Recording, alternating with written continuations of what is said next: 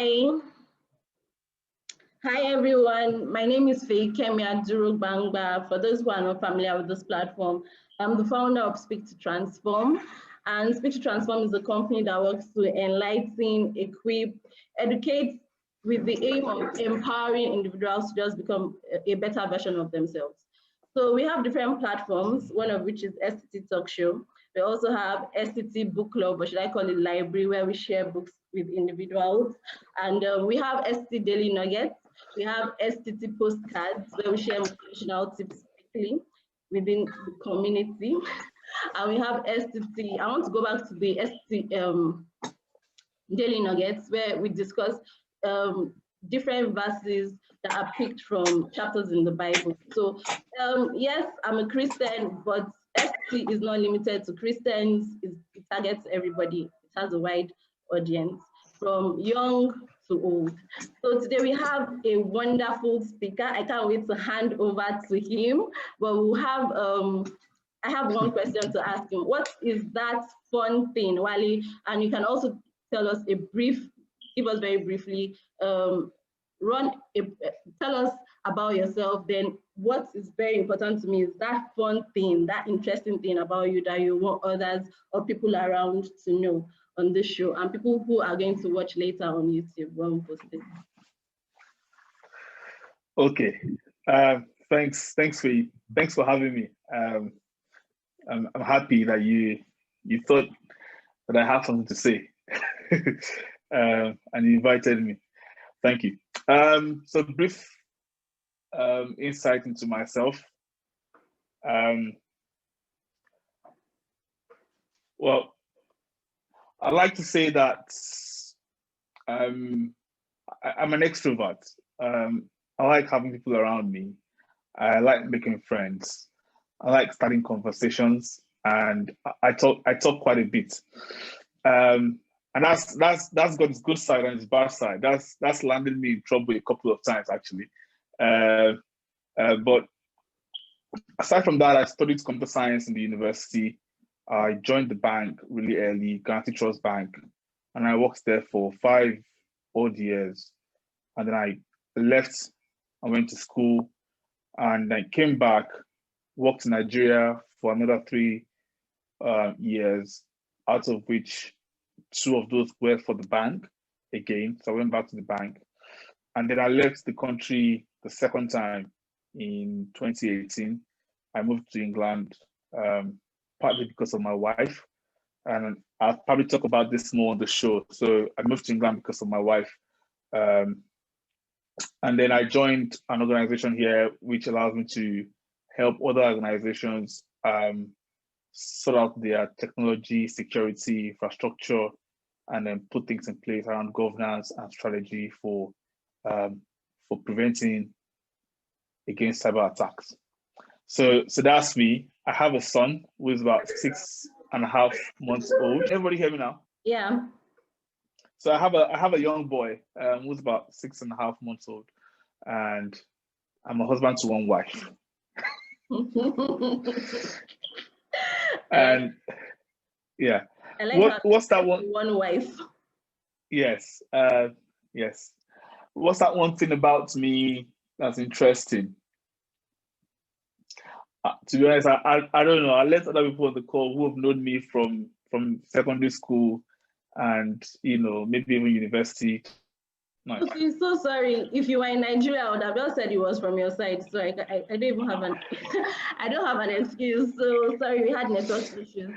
No problem. I don't know how far you've gone, but I would just want to dive into the questions we already have. And all right.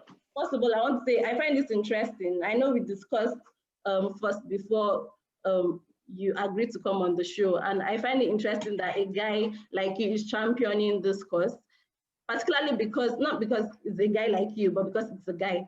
So you will normally have a woman leading such causes or championing such topics or talking about such topics.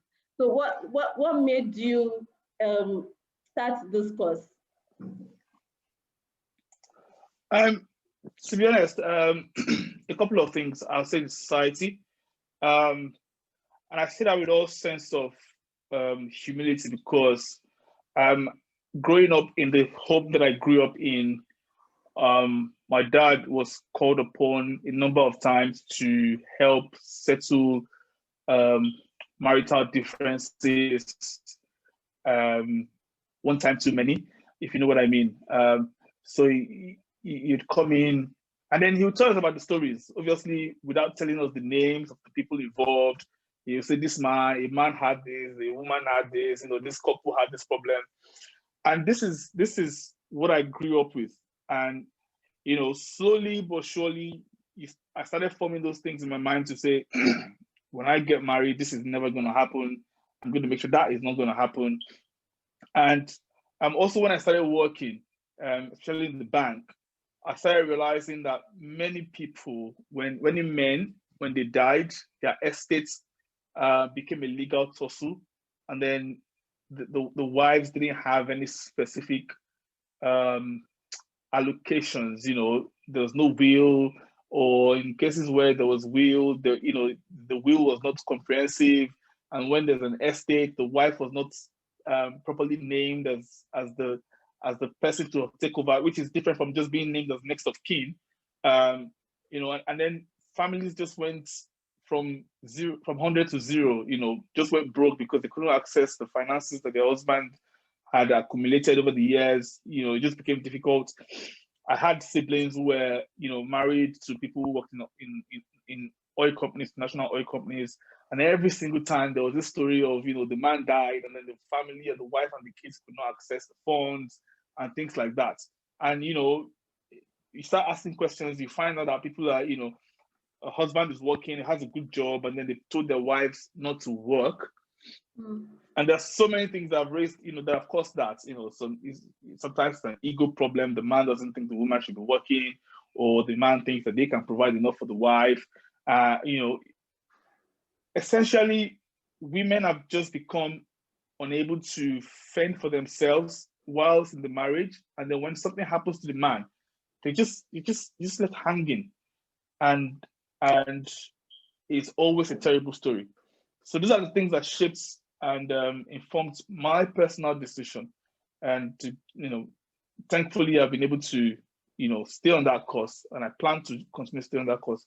But more importantly, I tell my friends, and I've got a couple of friends in this call, every single time I have a chance to talk about this thing, I do talk about it. This is what you need to be doing with your spouses. This is what you need to be doing for your wife. This is what you need to be doing.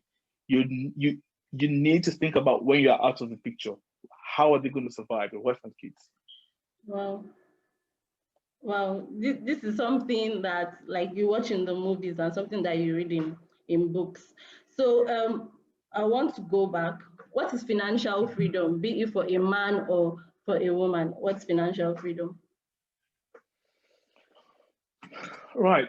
Financial freedom, in the absolute term of it, means that you have enough finances, you have enough income, you have enough disposable income to afford the lifestyle that you want to have, that you want to have, and then you're not living from paycheck to paycheck. So you have the nice things, the investments, the savings, the return on investments. Your money is working for you essentially, and you're not depending. You're not living hand to mouth. You're comfortable. You can, if you need to do something, you can put your hand in a particular pot, get the funds, and then you can achieve it. That is, on the broad sense of it, that is what financial freedom is. Whether for a man or for a woman, it just means that you're a bit, above the rat race. You're comfortable, you have a good income, but also you have, savings for a rainy day, and you have, money where you can put your hand if there's an unforeseen expense that has come up. So in your own view, you said you worked in the bank, and with the stories that you grew up hearing, why do you think this is something that women should advocate for? Why do you think women are disadvantaged financially in our society than men? Heavily disadvantaged, and considering on so many. Sorry, let me cut you. Considering the new era, or should I say the new generation, like our generation, not our parents' generation. you would think we've done so. You would think we've done so well. You think we've moved to the middle so far down the line, but it isn't. And if you look at indices in the UK, there's still a huge, substantial pay gap. Gender pay gap.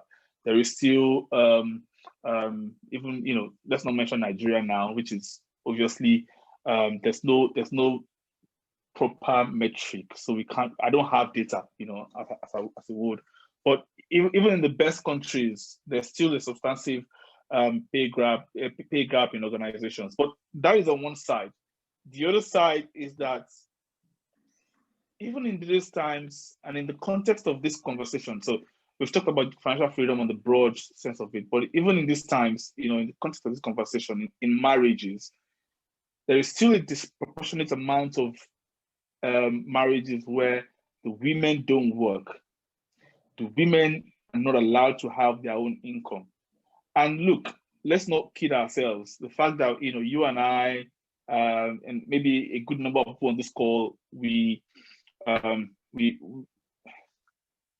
fall into that obvious category. It's just like when we talk about the income bracket in Nigeria. Only a very few people are in that bracket of, say, 5 million per annum and above, or 4 million per annum and above. But there's a fallacy, or there's a confusion, because we know ourselves, we are friends, we are in the bank together, we are all in VI, or we are all in Asokoro, or we are all, in Lagos, and we see ourselves, we think that's the whole of the country, we think that's the whole of the population, but it's disproportionate. And so it's the same thing when it comes to marriages where, women have this financial freedom that we're talking about. There's still so many families where the women are not allowed to work.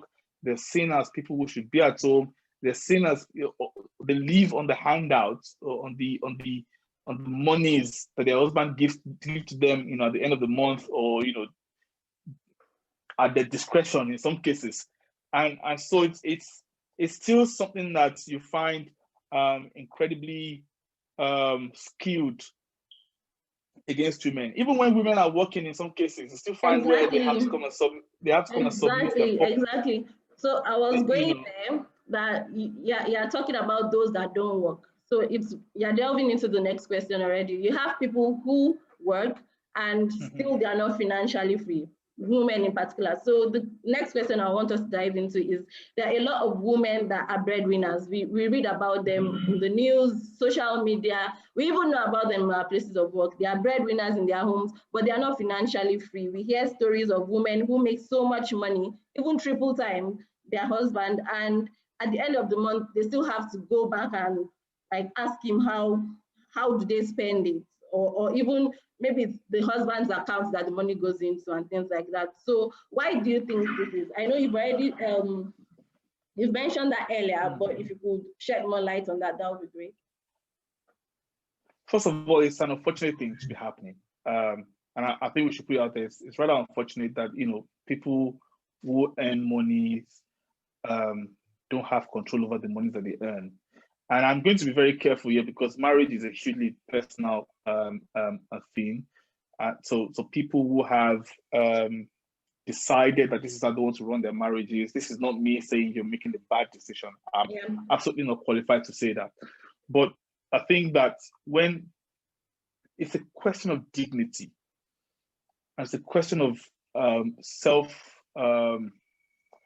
it's a question of dignity, because if you work hard and you earn a particular amount of money, and you're going home to a partner or a husband who does not recognize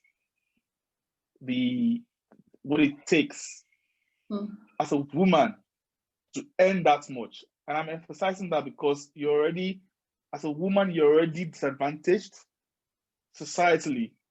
And if you break those ceilings, and if you're able to then work that hard and bring that much into the family as a contribution, and if you happen to be the breadwinner, it's something that should be, between two of you, celebrated. But like I said, it's a delicate topic. People have the right to have, whatever arrangement that they want to have in their families. But I think that it's an unfortunate thing that women have to submit literally what they earn to their husbands. Now, here's the catch. It's possible that as a unit, you've had an agreement that you earn this and I earn this. You earn so much as a woman, you bring it, fine. When it comes together, it doesn't really matter again whether it's your earning or my earning. And this is how we want to spend the money to make sure that everybody's happy. That's a different conversation. Yeah. Right? That's a different conversation. But I'm talking about the case where there's already a loss of a loss of dignity, a loss of self-confidence. You're already seen in the marriage as someone who, you don't have any rights even to what you earn, and you have to bring it to, and submit to someone who probably isn't working as hard, or maybe even they're working as hard, but they don't earn as much. It doesn't matter. And then you have to give that to them, and then they dictate. And mark my word, they're dictating how you spend that money, or what comes to you, what you even do with the little that comes to you out of that money. I think that's a rather unfortunate scenario, but it happens. It happens, and it shouldn't be happening. I think that marriage should always be a joint, a teamwork where the husband and the wife, nobody should know who is earning, more than the other. It comes together, but everybody has a level of freedom to do something with some part of the allowance that they've earned. So why did you work? Why did I slave all week, all month, to come back? I don't even have a part of that money for myself. That is slavery. If you think about it. Yes, if you think about it, and maybe when we start calling things for what they are, people start seeing the gravity, of what they're doing. You're being a slave master. You're being a slave master. You send someone into the field to go and work. They bring that money. They bring it to you, and then you throw some change at them. If you even do at all. I think that's unfortunate stuff that shouldn't be happening in young marriages, especially even young people in like old us. marriages. Even in old marriages. I mean, sometimes you want to give that leeway. These guys, they're set in their ways. This is what they've done for 40, 50 odd years. You really can't change that. You can talk all you want, but this platform is even saying for ourselves, this shouldn't be happening. If your marriage is not 20 years old, I consider it a young marriage, relatively speaking. You're still in that bracket where you understand the times, you're part of our time, and we can have that conversation, and it really shouldn't be happening. I'm going to mute again so that then you unmute. Please unmute yourself. Yeah, done. Okay, so earlier, the first question I asked was, why did you, what fascinated you, or should I say, what made you to delve into or pursue this course? And you mentioned society and parenting and your family background, but what exactly about the society what did you see? What do you think is about society that influences women to go and submit their hard-earned money to their husbands? So, at the expense of this becoming a marriage seminar or something like that, I will be very brief. Okay. But I think that what I've seen is that people get married to people that they don't love, and that's the bottom line. Many people are in marriages where it's not it's in India there is the love marriage and there's the arranged marriage, right? Yeah. This is just for want of a better word, people are in marriages that are not love oriented. The husband don't love the wife. It's a contract, it's a partnership, it's an arrangement, it's anything else you want to call it. It's a marriage because it's a contract, but it's not based on love. Because actually, if you love someone, if you love someone as you claim to do, why do you have investments that they don't know about? Why do you have earnings that they don't know about? Why do you not want them to have financial freedom? Why do you not want them to be able to put money in put their hand in the purses and afford and buy what they want to buy? Why don't you want it to be a case of where they find something they need, they can't afford it, they have a part of it, they can't afford it, they're able to come to you, you're able to give them, but they're not begging you for it. They're not every month looking up to you for their livelihood. Why do you want that to happen? Why don't you want to be away for work, or away with your friends, and they can actually also go somewhere and do some shopping? Why don't you want that? If you really love the person that you're with, why don't you want them to go to the store to buy groceries, and then they find something that they didn't plan to buy and be able to afford it? Why do they have to ring you? Why do they have to come back home? Why do they have to beg? Why do they have to write application before they can afford the good things of life? It's a lot. I think it happens when people don't love themselves. And I know that, I've summed that up as a love thing. If you have time, another time, you can break that down into many other things. There's trust issues in there. There's unforgiveness in there. There's ego in there. There's also the mentality, the patriarchy, the way the system and society has framed our mind. The man is here, the woman is here, and that's rubbish as it is, to be honest. So at the end of it, if you look at it substantially, I'm able to say that there's a love problem.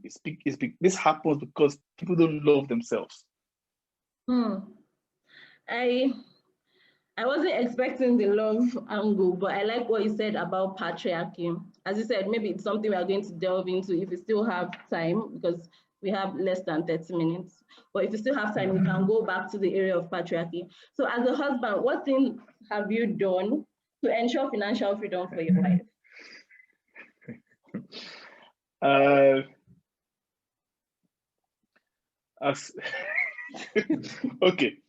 Okay. Let me start. I hear what you're asking me, which is talk from a personal perspective. But I'll start from the not so personal things. One of the things that I did, and many men are finding themselves doing, and this is not me bashing all men at all. And there's so many men who are supporting their wives, in bigger and in stronger ways. But what has happened in the last couple of years, maybe 3 or 4 years, maybe 5, is that you've seen a new wave of people who are making life decisions based on their wives. That never used to happen, or that rarely happened in the past. Okay. So, for instance, I was in Nigeria. I was earning a good living. I was in the bank, rather established, and my wife is a doctor, and she said to me, "If we get married, I want you to know that I cannot practice medicine in Nigeria." And she said this to me up front, while we were still dating, and I was already trying to include the conversation of marriage. And she said, "Look, let me just tell you, my plan is not to be in this country." And then I had to go back and think, right? I can see my career going in a particular trajectory. I can see my earning, maybe double, triple in the next 5 years. If I stay on this particular career path, I can see promotion coming. I can see myself, establishing myself in the market as a niche person. It's all looking good. But then the question is down the line, do you want to be, this is what I ask myself. If I marry this person, if I say, I put my foot down, I'm not moving, 2 things can happen. We have a disjointed marriage, right? So she's living in England and I'm living in Lagos. And then we're spending money to be moving around. Do I want that? The answer for myself was no. I don't want that. The other option is we stay in Nigeria and then she's forced to practice or maybe do something else. And trust me, I sought counsel. I spoke to people, older people. They said, look, there's so many doctors who trained, in medical school, but they're doing something else now. They're entrepreneurs, they're big. You guys don't have to move. There's uncertainty. You're not certain, you have a good job, just try to convince her. And people said that, from a genuine place of interest and love. Yeah. But then I also spoke to some people. They said, look, as a doctor, your wife can do so much, she can earn so much, you can do this. But look at your own field as well, right? You can work anywhere. you're a systems person. Put you in anywhere on God's green earth, it could triple your worth. That can happen. So why don't you move so that she's happy? Do you want to be married and you have someone who's going to resent you for all their life because anytime they see their mates doing well in the other country that they should have been in, they could be thinking, that could have been me. That could have been me. And we all know the state of the medical, the health sector in Nigeria. We know what doctors are facing every time there's no strike today. There's going to be, down to tomorrow. It's just we know the state of the nation. So do you want someone who spent 6-7 years in medical school because this is their passion, this is what they want to do for a living, end up doing something else just because they can't find the means in Nigeria? So we moved, and I moved. And I was lucky to find a job here, immediately settling. Some other people that I know that did the same thing, they weren't so lucky. Eventually they found their feet. But that is the first step. Because you're putting our financial freedom right above yours. You have that confidence, well, in my own case, I had that confidence in man, look, what's the worst case scenario? I'll get a job. It might be lower than what I'm doing here, but I'll work myself up the ladder, get myself back to where I used to be, or maybe even better. But this woman is happy. You've done so many things with that move. You've proven to her that you're committed to the marriage. Wow. You've proven to her that you're willing to put her ahead of yourself, which is something that, in marriages, most men don't do. And then they cry that the woman is not submitting or something like that, But if you make measures, or you take measures and you put them, you give them the understanding that, look, this is not a me show. This is two of us, and I'm willing to put you one pedestal ahead of myself so that you're happy. Wow. What you get in return for that is a lifetime of loyalty in most cases. I mean, things don't always work, but what you're most likely going to get from that is a lifetime of loyalty. They know that you made a sacrifice for them.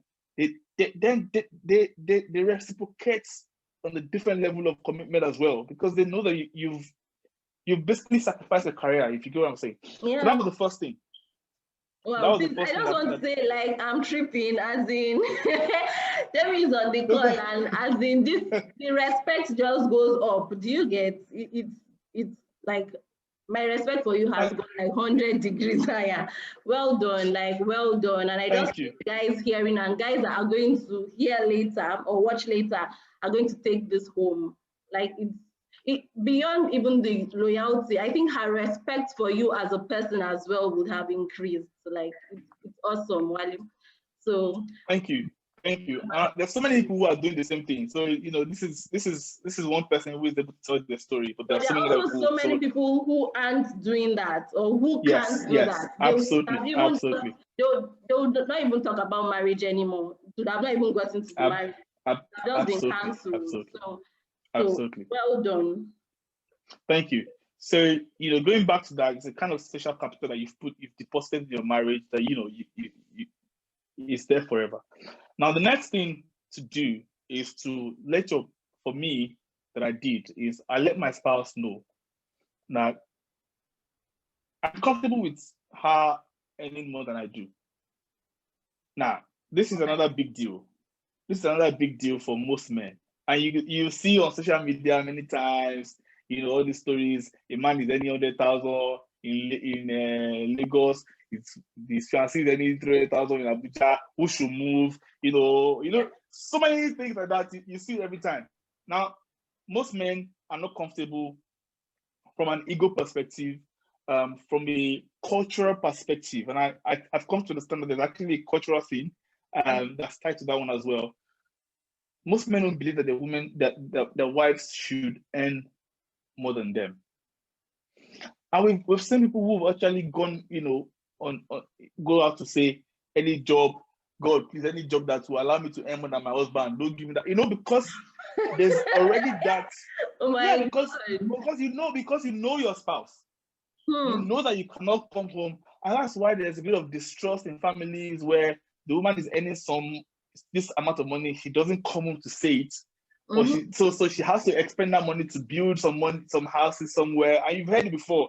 The woman has built a house outside, the woman has done this outside, the husband doesn't know. It's because in the marriage there's no trust. It's because you cannot take your earnings back home. You understand? It's because you cannot take your earnings back home and find yourself in a safe space. That's why you keep some of it outside and you be doing things outside so that your husband doesn't know, and you keep coming home and say, this is the little that I'm earning, and some of you are just suffering and suffering. But you have, so what's the point? You cannot enjoy the money because you cannot be seen to be enjoying it, and you cannot bring it home. So why are you earning the money? So I think, and that largely lies with the atmosphere that husbands create. So I was comfortable. In fact, I hope and pray that my wife earns substantially more than me so that I can stop working. I'm tired of these two computers that are my workstations where where I work every day. I work 9 to 8. I'm tired of it. Let me. So please let Brandon not hear this. He's on his let him not hear. Please, I'm free. It's the other way around. So the truth is that I'm when you let your spouse know that you're comfortable with that, then it changes the dynamics, right? They are able to have that freedom to know that, okay, this guy is not intimidated, this guy is not afraid, this guy does not have any kind of self-esteem problem when it comes to my earning. And so what we do as a family is that every month we have an Excel that we've kept since we got married. I've been keeping that Excel before I got married. I've been keeping that Excel since 2012, and I still keep it. But so when I got married to my wife, I brought her into the Excel, created a whole different column. We have that Excel that we do monthly. This is how much you earn. This is how much I earn. A portion of our earnings come into a pool. Thank you. And then the remaining part of that earning is your own. If you want to use go and buy a car every month, that's your business.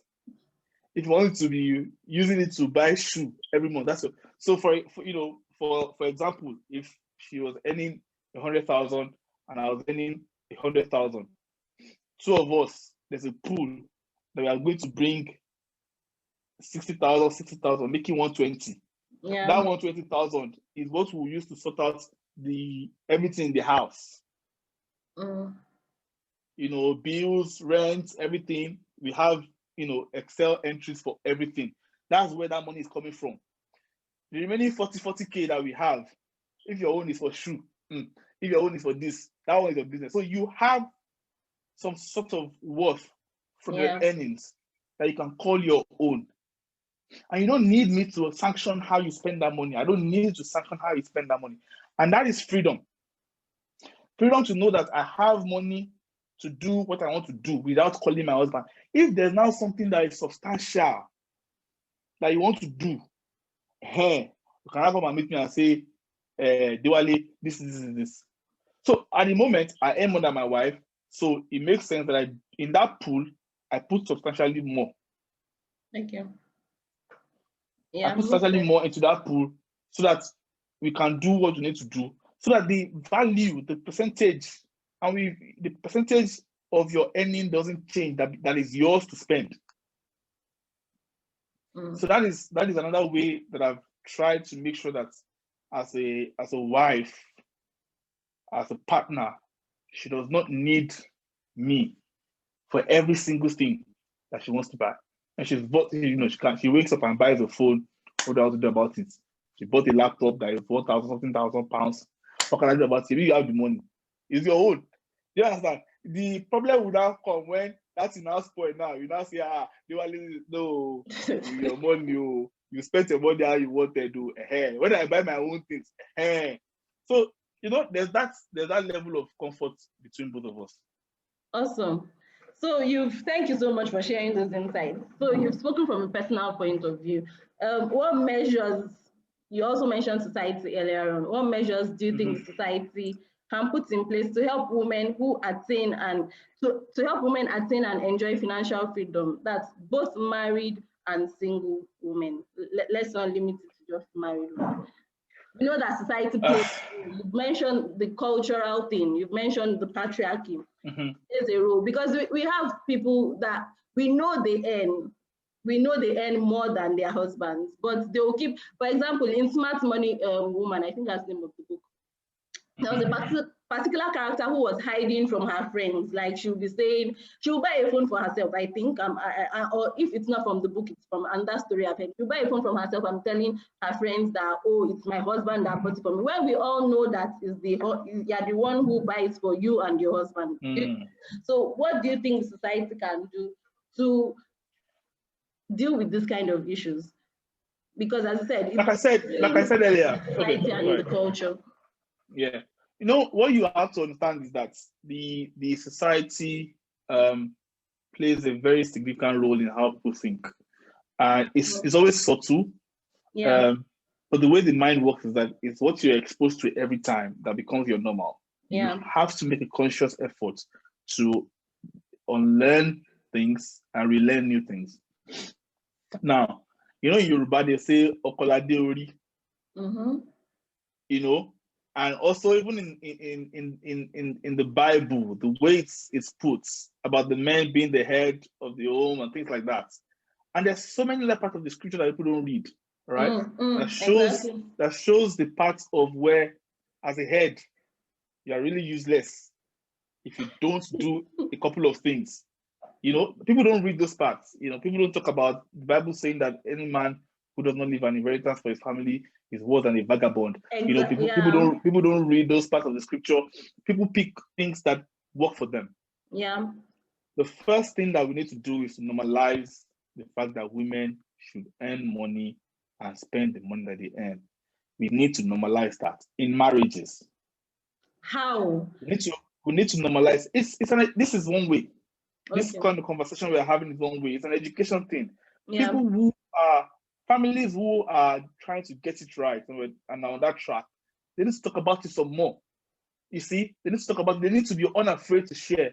We need to stop being afraid of being the segue from the norm, the difference from the norm. We need to own that this is how we want to live. And a lot of that is happening, to be fair, in the Western world. You know, even in Nigeria, a lot of that is happening. People are saying, this is how I want to live my life. It doesn't matter what the culture is saying.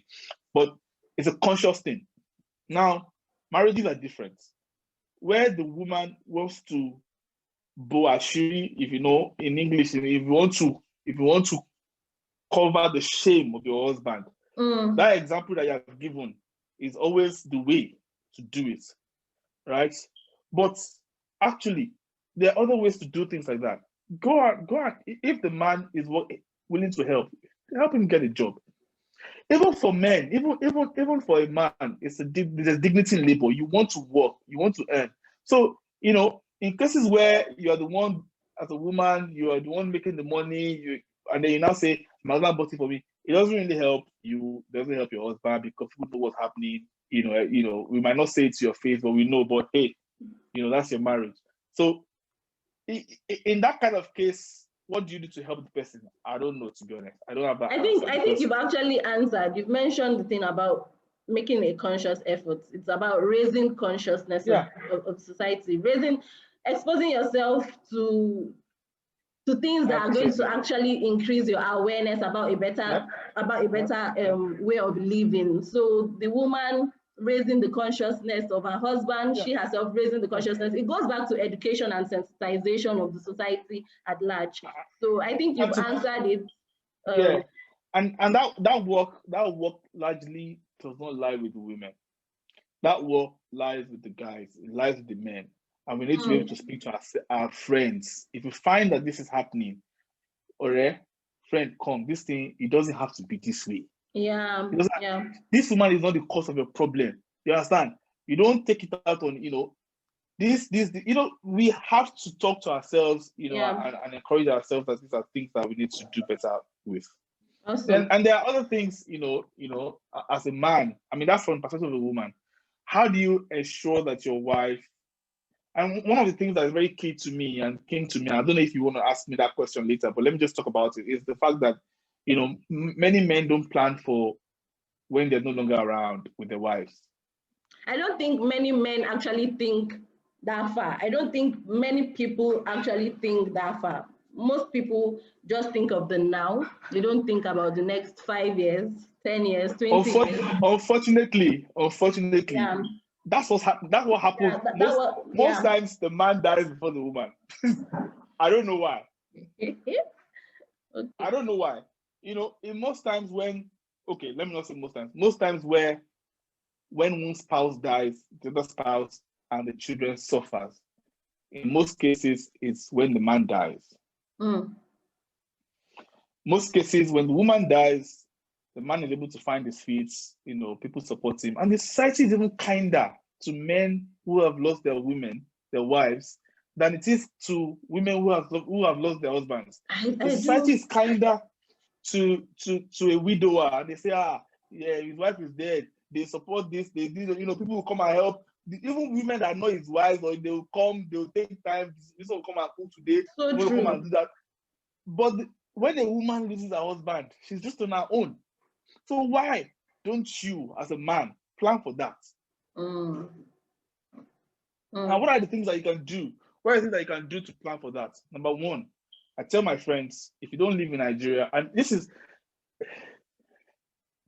is for people who live in Nigeria, but if you don't live in Nigeria, if you're getting a mortgage, please, if it's the first mortgage you're getting, get in the name of your wife.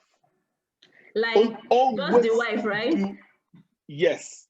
Because from my experience, I've got legal friends, I've seen this thing, like I said, when I was working in the bank. If it's a joint thing, if it's both of you that have the name on the house, when the husband dies, it's incredibly difficult. Wow. Because that's when the family members will still come out, all sorts of things. Even with both names being on the documents. Yes. Wow. Yes. Because most times the mistake people make when they do both names, they say Mr. and Mrs. Olori. Oh, okay. So they don't put like Temi and Wale. Do you get? So most times when people, that's the, but to even avoid that, if by the grace of God, if you guys believe in grace of God, you go ahead to get your second house or the third house, then you can start naming. But you want to leave that first one in case you don't have any other one, so that if anything happens at that point in time, that is in the name of your wife, who is going to be responsible for your kids. They have a shelter over their head. Okay, but let's scale it down a little. So you're talking house. What other assets? It must even be an asset. Yeah. What other thing can? Look, number one, don't have an investment that your wife doesn't know about. Okay. Because if you die, Seriously? You don't have it, she doesn't have it, the bank has it. So if you're working for the bank has it, the investment firm has it and everything. And, if you put them as next of kin, they have to go through all this process. So think about this. Very simple hack that people don't know about. If I have a portfolio of shares worth 20 million naira, for instance, and I put my wife as next of kin, just next of kin, and something happens to me, she has to go through a lawyer. There will be a tax, 40% deceased tax. I think in the UK, in the US, it's 40%. In the UK, it's about 30%. That can wipe away all your profits. If she eventually gets it, she has to go through this legal arbitration process and everything. But if, when you were alive, you gave your wife the password and the link to the shares portfolio, and you tell her this is how to operate this thing, and she knows, the day you die or something happens, after she is settled down, she logs in and she sells the thing. Sure. If it's an account that she already has access to as well, the same way that she has access to this money, she just goes to the account and withdraws the money. So it's everything. I beg, let everybody hear. It's not just about house and cars. It's everything. So no process for legal anything. She just goes there as if it's you, quickly withdraw the whole thing. Because she, if assuming you love each other, when we started, we said this is a love thing. We're talking about marriages where people are together, there's transparency. So I'm saying you've cut away all that process simply because she's in the know. She's aware of what you're doing. She knows what your investments are. So not just a house, get that investment. Let them know what is happening. Your bank accounts. What are you hiding? What are you really hiding? So, well, please forgive my ignorance. I want to ask a question. When you say bank accounts, is it possible for you to put, like, how is that going to work for bank accounts? If you're not feeling fine, Faye, and you need your husband to get money from your account, what will you do? I'll give him my ATM. And your what? Bank account. Okay. Are your PIN? Yeah. Are your PIN? Oh, okay. But so again, this is not financial services. People will say don't share your PIN, but of course, if you are units, you understand. If you're a unit and you have that kind of investment that is, you can keep your normal running regular accounts, keep to yourself. But when you're a unit and you have an investment, then you should have access to it. Okay. So let's move from that question. Why do you think more guys or husbands should? I want to go back a bit. What advice will you give women who have found themselves handicapped financially because of the kind of mindset their husbands have? You have to pray. You have to pray. What's other thing? No. Of course, the prayer one is personal. But one of the things that you can do is there's nothing like education. And you know your spouse the best. You know how they like to be educated. Did they read articles, New York Times? Did they read Washington Post? Did they read, the Harvard Business Review? Or did they read newspapers? Or did they like reading books? Or do they like attending seminars? Drag them to those, women, you know what you do. You know how you can do. You know how you make people do what they don't want to do. Get them in those spaces. Get them access to those, materials. Get them in those conversations. You can only try. Yeah. You can only try. That's why when people are dating to get married, they need to have hard conversations. What's your view about money? What's your view about investment? What's your view about sharing this? What's your view about, you need to have those hard conversations and you need to know whether you want to proceed or not. Sometimes it's already too late when you are in the marriage to not start having those conversations because the person, if you marry someone who is 29 years old, the person has lived 29 years of their life, which is almost half of their life in a particular way. You now think by getting married to them, they will change. So you need to have, sorted out that area before you get in. And then even when you get in, it's a continuous education, continuous orientation. So that's the only thing, honestly. You expose them to the right materials, buy books for them, take them to seminars, introduce them to friends or guys that, I think I like this one. I like this one you just mentioned about introduce them to friends because the others may be hard. You have some guys that are not interested in the seminars, in the books, in the articles. So introduce them to friends that when men hear things from men, they listen. Yeah, true, very true, right? I don't know why that works though, but it does work. So you have shared a lot of insights. Wow. So we have 2 minutes to 8 and we are really on time. What's one thing will you like someone not to forget? Did I capture that right? Like everybody forgets every other thing that you said. What should they remember? What should they take home? Maybe 2 or 3 things. Okay. The first thing is to not be afraid to allow your partner shine and advance and progress and earn money. Do not be afraid. Do not be afraid. Their shining does not diminish your shining. It does not stop anything from you. If anything, if she's doing well, both of you are doing well. If your wife is celebrated, you are happy, you're good. So that's the first thing. Do not try not to stand in the way of your wife's progress. It's a sin, it's ungodly, it's deadly, it harms you as well. Yeah, true. Number two, plan for when you're not there. Get investments in the name of your spouse. Get investments and share details with your spouse. Get life insurance. This is one thing I didn't have time to talk about earlier. Get life. Look, literally in the UK, I pay. You know, I'm not going to disclose so that somebody doesn't kill me so that my wife can get money, whatever it is. just kidding. But there's literally that insurance scheme, life insurance schemes that you pay what, £7 a month, £6 a month for 10 years. Think about it. £6 a month for 1 year is £720. For 10 years, that's £7,200. And what does a wife get in return? If you die in that 10-year period, she gets what? £100,000, £150,000 in insurance payment. Wow. That is how insurance works. You may not die in that period, but guess what? You've spent £7,200 in 10 years for the potential to give your wife £200,000 if anything happens to you. And if nothing happens to you, what is £7,000 in 200 in 10 years? That's literally £7 a month or £6 a month. So get life insurance, secure your wife if things are not around. Yeah. Get the mortgage in their name, get the investments in their name, whatever it is. Look, as a man, you have to know that, God forbid, anything happens to your wife before you, you still get the property anyway. Yeah. If for instance, the investments that I'm talking about, you share the details with her.